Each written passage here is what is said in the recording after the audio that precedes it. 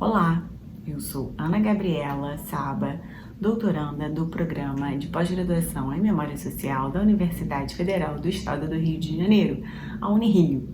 Nesse doutorado, eu desenvolvi uma pesquisa sobre educação patrimonial na cidade do Rio de Janeiro, que teve como objeto projetos escolares desenvolvidos por professores de História da Rede Municipal de Educação.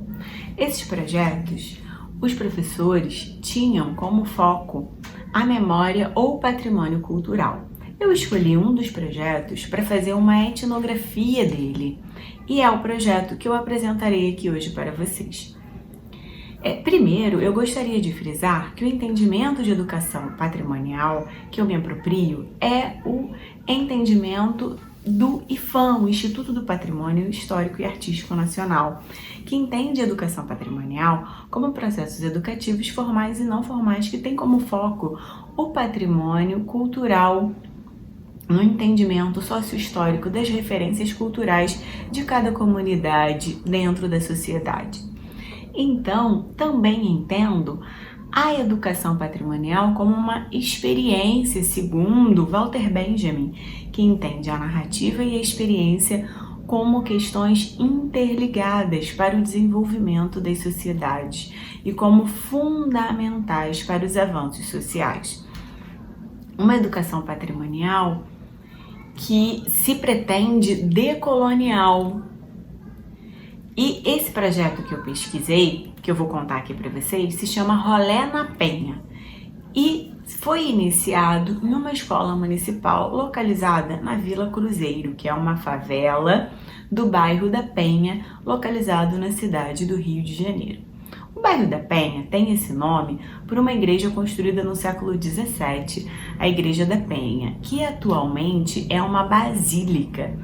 Essa igreja é a referência cultural mais conhecida desse bairro. E durante as aulas de história, o professor, dialogando com seus alunos, percebeu a dificuldade desse diálogo com eles, percebeu que ele não estava conseguindo estabelecer o ensino de história. E ele, em uma perspectiva de uma pedagogia crítica que propõe o diálogo constante com os alunos, segundo Paulo Freire e Bell Hooks, ele percebeu que ele precisava conhecer o mundo e a realidade dos alunos. Logo, ele propôs entender primeiramente a linguagem que os alunos falavam.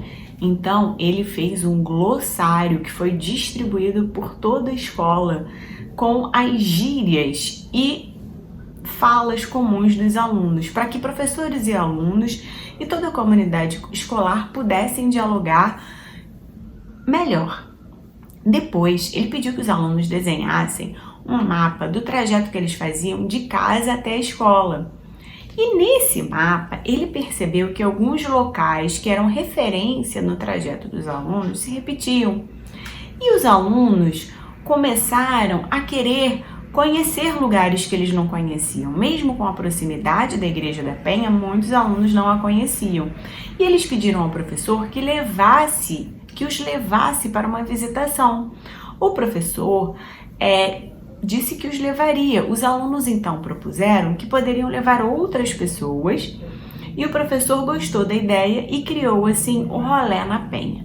O Rolê na Penha é um projeto escolar de visitação às referências culturais do bairro, mas referências estas elencadas e eleitas pelos próprios alunos. Dentre oito referências culturais estabelecidas, somente 2 delas são referenciadas pelos órgãos patrimoniais. As outras compõem as referências culturais daquela comunidade escolar. E o diferencial dessa visitação, que ocorria de 2 em 2 semanas, quer dizer, quinzenalmente, segundo a demanda e o interesse das pessoas nessa visitação, ela contava também não só com a história factual de cada uma dessas referências, mas também com as memórias daqueles alunos. Os alunos se reuniam semanalmente na escola para contar as suas memórias familiares e da comunidade em relação àqueles espaços, em relação àqueles locais. Então, a visitação na Igreja da Penha, por exemplo, não era só contado os mitos originários daquela igreja, a história da igreja, mas também, por exemplo, se o pai dos alunos se conheceram naquele local, se houve uma briga familiar, se algo aconteceu. Eram trazidas as memórias dos alunos naquelas localidades. Isso ocorre em cada lugar que esse projeto passa, que essa visitação acontece. Então, é um projeto que vai muito além de apenas um reconhecimento dos patrimônios locais. É um projeto que envolve memórias, referências culturais daquela comunidade, permitindo assim uma ressignificação da história local, das próprias memórias daquela comunidade e do sentido de pertencimento àquela localidade. É um projeto que tem contribuído igualmente para essa perspectiva que estamos aqui denominando de uma educação patrimonial decolonial, né?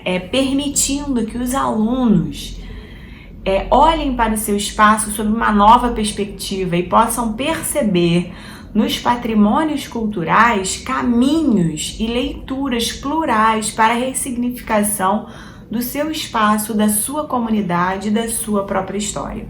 Então, a partir dos projetos escolares, eu percebo o quanto esse trabalho de educação patrimonial, tendo ou não um nome, educação patrimonial, ele tem sido realizado e ele tem gerado sentidos amplos que vão muito além de qualquer reconhecimento do patrimônio cultural estabelecido pelos órgãos de fomento. Agradeço imensamente a atenção de vocês, espero que tenha sido compreensível a explicação do meu trabalho e aguardo para futuras interlocuções. Muito obrigada!